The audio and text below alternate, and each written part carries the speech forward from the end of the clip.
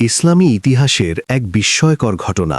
বিখ্যাত বুজুর্গ ইব্রাহিম ইবনে আদহাম একবার এক মাতাল ব্যক্তিকে রাস্তার পাশে পড়ে থাকতে দেখলেন। মাতাল লোকটির মুখ দিয়ে লালা ঝরছিল এবং সে অসংলগ্ন কথা বলছিল। কিন্তু ইব্রাহিম ইবনে আদহাম তাকে ঘৃণা না করে কাছে এগিয়ে গেলেন।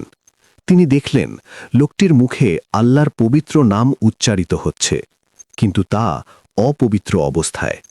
তিনি সাথে সাথে পানি নিয়ে এলেন এবং পরম মমতায় মাতার লোকটির মুখ ধুয়ে দিলেন।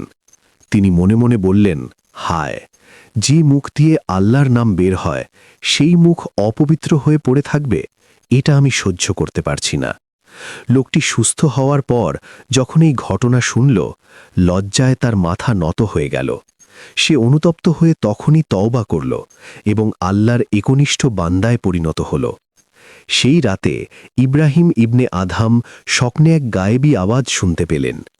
আল্লাহ তাআলা তাকে বলছেন, হে ইব্রাহিম, তুমি আমার খাতিরে ওই ব্যক্তির মুখ ধুয়ে দিয়েছ, আর আমি তোমার খাতিরে তার অন্তরকে ধুয়ে পবিত্র করে দিয়েছি।